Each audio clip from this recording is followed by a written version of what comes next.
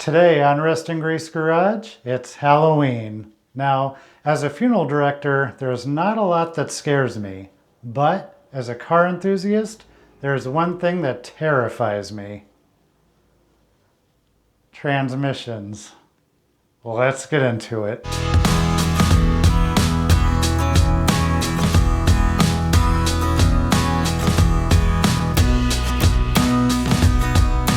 Alright, so in today's video, we're back here in the garage, and today we're going to be servicing the transmission on my 2010 Mazda 3, which I know that sounds kind of odd. Why am I going to service the transmission on a 15-year-old car with actually, this car has 185,000 miles on it. So again, why am I going to service this transmission? Well, let me tell you why. So I bought this car back in July of this year, and at that time the fluids were, all kept up on. The power steering fluid, the brake fluid, oil changes. So whoever owned this car before me really took care of it. They really kept up on everything that needed done with it. But there is one thing when it comes to any car that I don't ever touch, and that is the transmission. As far as I'm concerned, a transmission is a sealed unit and I don't open it. Mostly it's because I'm naive. I don't know a lot about transmissions. If, this is all the information in the world about transmissions, I only know about that much of it, if you're lucky. And a lot of that information I don't know is why I'm nervous or terrified of working on transmissions, so I just avoid it. But one of the things when I bought this car that it needed was CV axles, and it needed them bad. It sounded like crunching walnuts when you turn the wheel. And pulling those CV axles and getting that transmission fluid pouring out, I saw it and I thought, it's dirty fluid, it needs to be changed. But it still had some pink and red in it. I thought whoever had this vehicle before me even kept up on the transmission fluid changes. I was really surprised. And that's kind of why I thought I'm going to go on ahead and change the fluid in this car. The manual for the Mazda says that the transmission fluid should be changed every 2 years or 60,000 miles. And that's regardless of whatever transmission you have, whether it's the manual or either of the automatic versions, the 4-speed and the 5-speed automatics. Whichever one you have, they recommend the same thing, 60,000 miles or 2 years. Now, I don't have service records for this car, so I don't know the last time it was done. Depending on which transmission you have, they're going to hold, 7.5 to 8.5 quarts of transmission fluid. Now, almost half of that fluid is actually in the torque converter. So doing a fluid change, I'm not emptying out all of that transmission fluid. I'm only going to get about half of it, about 3 to 4 quarts. What Mazda recommends is if you want to change out all of the fluid, then you should do a fluid change 3 times. So 3 times in a row, you should change out the fluid, and that will get all the fluid kind of pulled out of the torque converter. And I'm only going to change the fluid once. I'm not going to change it 3 times, just the one. And in the manual, it does not state how often to change the transmission filter, but I did go on ahead and buy a new filter and gasket. We're going to tackle that while we're in there. I'm going to already have it up. I'm going to have the skid plates pulled off the bottom. I've got access to it. I'm just going to go on ahead and do it since, again, I don't know when the last time it was done. But just that fact that there is some pink or some red in that color, in that transmission fluid, that gives me hope that it was well maintained. It's definitely not transmission fluid from a vehicle with 185,000 miles on it. So let's start getting under the vehicle. We'll take off the skid plates. I got to get the vehicle jacked up and we'll get started. All right, real quick, I wanted to show you this jack because it is a super old jack. In fact, if you look at it, it has a manufacture date of October 1st, 1981. This jack is 44 years old, and it is still one of the best jacks I've ever used because it has such a short handle on it, which when you have a narrow garage, you can't be using a long-handled jack in here, at least not very comfortably. So this short-handled jack comes in so handy. And as old as it is, I mean, this belonged to my grandfather, it works smoother and easier than a lot of the newer jacks I've got. So this is still one I go back to time and time again. Well, hanging out with me supervising is, of course, Tyson. Hopefully he's not scratching the paint. All right, first thing I'm going to do is go through and remove the skid plate so we can get access to the transmission under here. All right, now some of these are going to be 10 millimeters and some of them are 8 millimeters.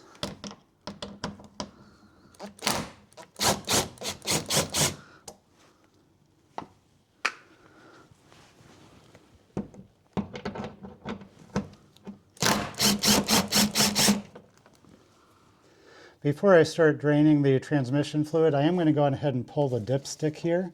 I need to pull it all the way out. I'm just going to pull it up. This way it relieves air pressure so air can move through and it'll drain just a little easier. So the first thing I'm going to do is crack open this drain bowl, which appears to use, from what I've read, is a number 8 or an 8 millimeter hex bolt. Yep. So I'm just going to crack that. All right. And I've already got I have quite a large drain pan under here. I don't know how well you can kind of see it, but I've got a big pan under here just to catch everything because I'm going to measure out everything I take, and that way I know how much to put back in. So, all right, yep, that's pretty loose. I'm going to try and do this left-handed so I don't make a huge mess.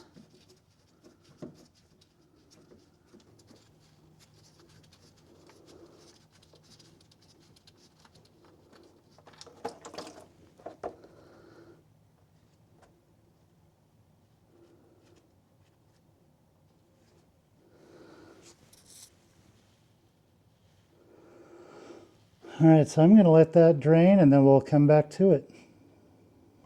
All right, so while I'm waiting on the transmission fluid to drain, I wanted to come up here and just talk about the fluid that we're going to be putting in real quick. So over here, if you can see it, I don't know how well it shows up, but on the dipstick, it actually tells you what fluid to use. In this case, it says to use automatic transmission fluid MV, which would be Mercon 5. And that's what I've picked up here, some Valvoline brand Mercon 5.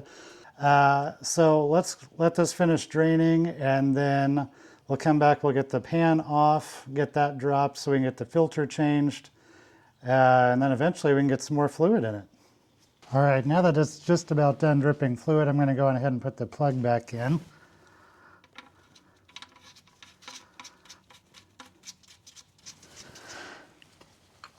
And I'm just going to snug it up real quick here. And then using a torque wrench,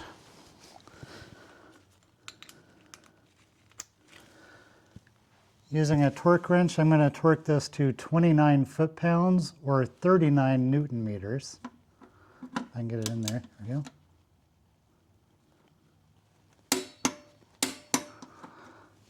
All right, so now that that's in, I'm going to go ahead and take off these bolts.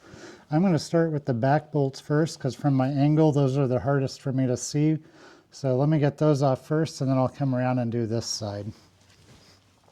All right, I've got all of the 20 bolts taken out all around the transmission here, the transmission pan. And you can kind of see it's stuck on there. I'm just going to use kind of some pry tools, like some trim tools, and see if I can't just kind of pry this down a little bit. I do want to be careful that I don't spill and splash a whole bunch of fluid back up on the camera. So let me see what I can do to get this pan off.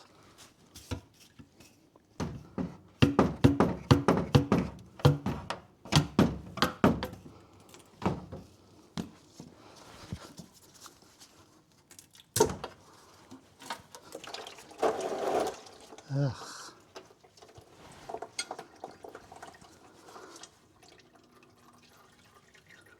We had a slight casualty, but nothing too crazy. We were able to catch most of that. All right, as carefully as I can, and hopefully without blocking your view too much, I'm going to pull some of this off.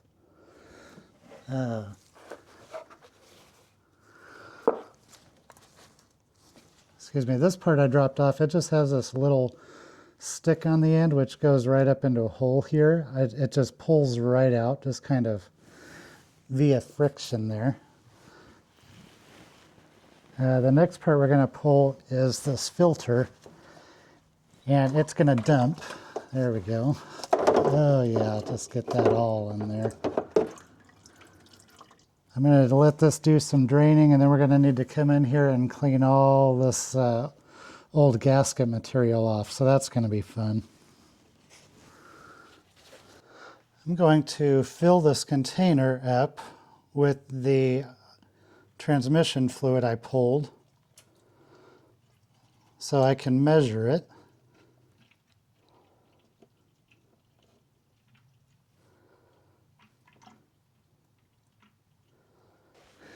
All right, so I can tell we are just shy of 4 quarts. So I'm going to make sure I've got about 4 quarts, but I'm going to mark this with a piece of tape just so I know exactly where that line was. Let me get this dumped out. Let me get all the parts washed out, and I'll bring you back when we go through to start cleaning off that the old gasket material.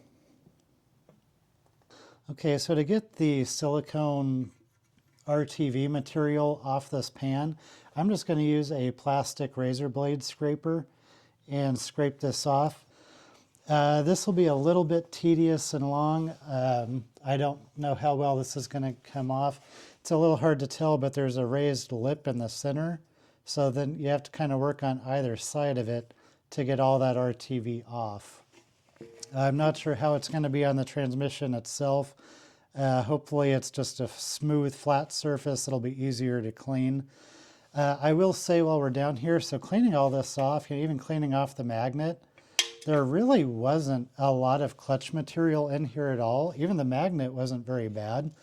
And that gives me a lot of hope that the transmission is still really in good shape given the miles that are on it. But for now, let me go on ahead and get all this material cleaned off, and I'll clean off the transmission. And then we'll get back together when it's time to put the new gasket on and get the pan bolted back up to the transmission. All right, it took me, I swear, about an hour to go through and scrape and wipe down all this old gasket material off both the transmission here and off the pan.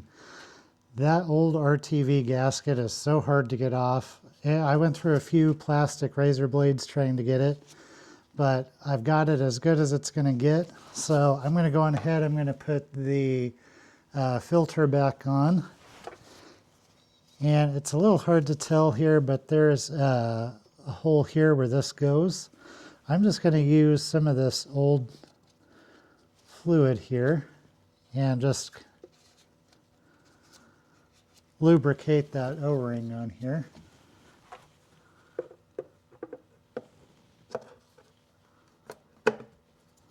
And it just kind of snaps up there. And then this part, again, just pressure fits right there. For the pan, I went on ahead and outfitted the gasket and put the bolts through it to hold the gaskets on. Will this work? I don't know, but I sure hope so. It's going to make our life a lot easier if it does. So let me go on ahead and try and get this on here.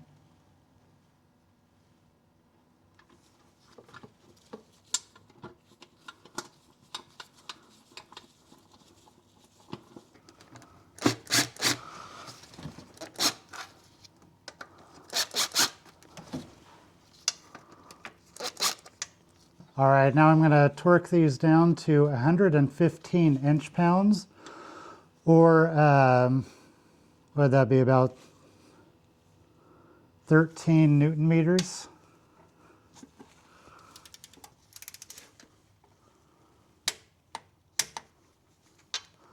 All right, with the bolts torqued down, that wraps it up. It's a little dirty yet, but I'm going to go on ahead and put the skid plate back on and then lower it back down. Technically, you would want to leave the skid plate off, lower it down, fill it partially, make sure it's not leaking, and then jack it back up, put the skid plate back on when you're done. In this case, I've torqued and double torqued and went through it a couple of times. So there's nothing really more I can do to make sure it doesn't leak. I don't know if that's a justifiable excuse or not, but that's what I'm going to go with. So let me go on ahead and get the skid plate back on, and then we'll lower it down, and then we can get it refilled. All right, now I've got the tape on here with some arrows because I'm going to go to the very top line of this tape. So I'm just going to add in the fluid here till I get just enough, and then we'll get the car fired up and start getting some added in.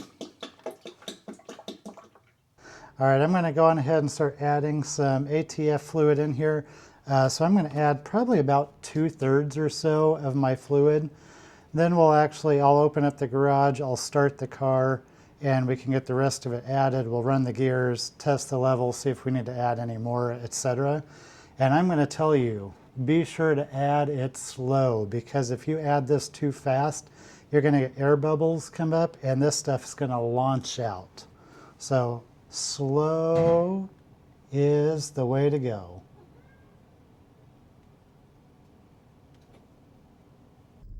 All right, I'm actually out running some errands. I was checking the fluid temperature, or the fluid level, and it wants to be at, I forgot what it was now, 147 degrees Fahrenheit. So because of that, I'm like, well, I need to run errands. And when I was putting it in gears, it seemed to be grabbing. And I thought, if anything, it's just going to be a little low on fluid. So I added the rest of it. I'm on my way back to the garage now, but really just out running some errands. So far, it's doing great. I've been kind of speeding through some areas just to kind of see if the transmissions are grabbing gears. Seems to be doing great. So it's a little bumpy road. Sorry for the ride there, but let me get back to the house and then we'll check the fluid level one more time. Hopefully by then we'll be fully warmed up and we can see how it's doing. All right, well, I got back from running those errands, and when I tested the fluid, I am running a little on the low side, probably about 1/4 to 1/2 quart low. Obviously, when you test the fluid, the engine needs to be running and up to operating temperature. For the transmission on the dipstick, it says that it needs to be at 65 degrees Celsius, which would be approximately 149, 150 degrees Fahrenheit. In order to add the fluid, as I mentioned, I'm about 1/4 to 1/2 quart low. For those not familiar, there are 4 cups in a quart. So I've got a measuring cup. I'm going to measure out 1 cup of fluid. That'll be my quarter of a quart. So I'll add in 1 cup, get that added, then we'll test the fluid, see if I need to add in another 1/2 cup or a cup from there until it's reading at a nominal level. All right, so let me go on ahead and add the extra transmission fluid here.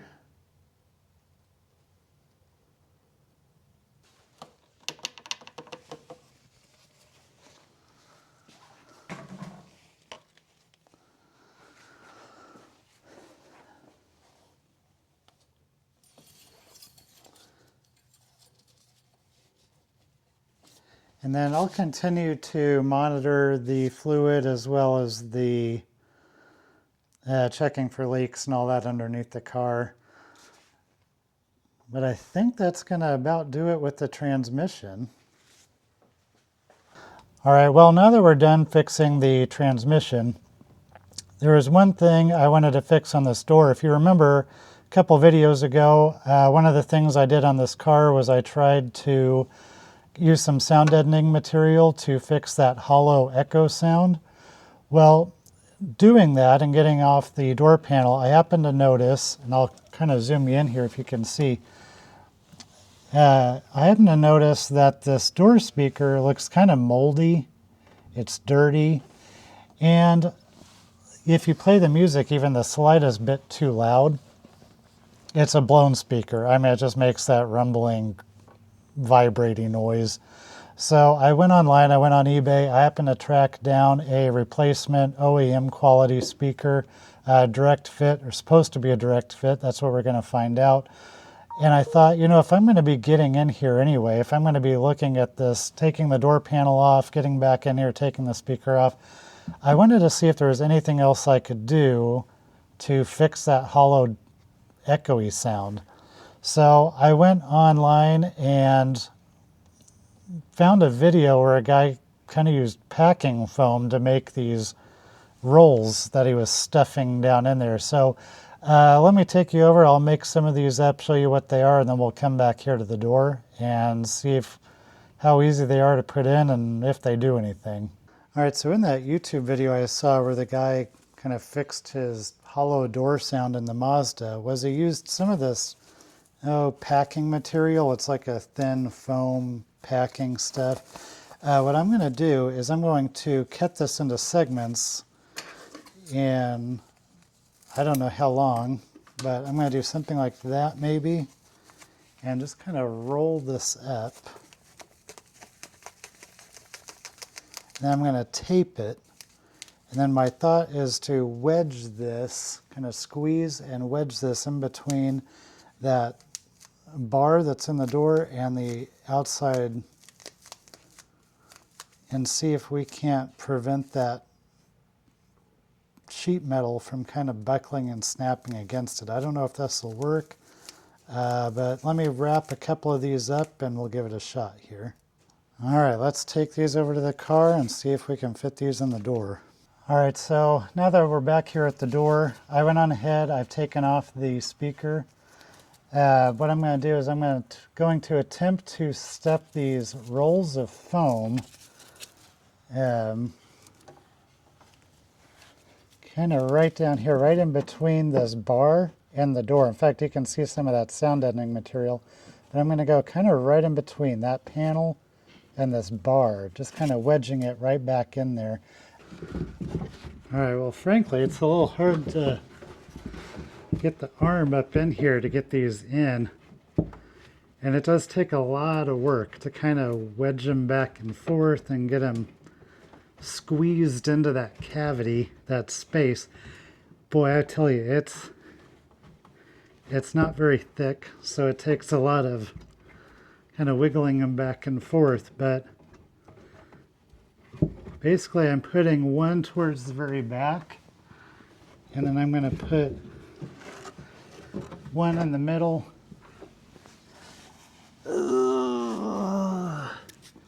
and one more to the front. All right, so for the speaker, I've got that here.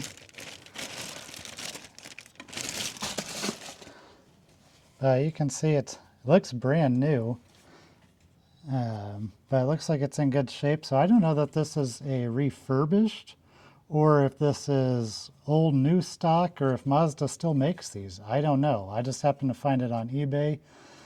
But this plugged in here. Yep. Electrical connection fits right in.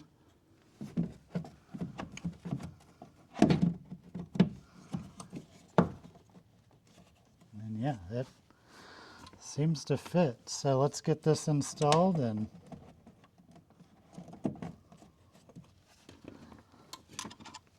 then I'll bring you right back. All right, well, the speaker's installed, so I'm going to get the rest of the door panel back on, and then we'll wrap this up. All right, well, I just wrapped up the door, got everything put back together. I mean, I'm telling you, I slammed this door. It sounds so much better now. It just sounds solid. I'll try doing it here on the camera for you. I'm not sure if the microphone will pick it up, but I mean, just listen to this now. No more echo. It just sounds solid. Sounds great. All right, well, I'm going to continue to monitor the transmission fluid just over the next couple of days. But just from the test drive, I mean, it's grabbing gears. It doesn't seem to have any hesitations with shifting. So fingers crossed, everything works out well there. The speaker we put in the driver's side door sounds so much better. I didn't realize how blown out that speaker was, but let me tell you, it was really bad. It sounds so much better now. And then lastly, the passenger door. I finished that off camera, but those little foam rollers that we put in the doors, oh man, compared to what it was before, night and day, it is so much better. So I think we're going to end the video here. I really appreciate you watching, and I'll catch you in the next one.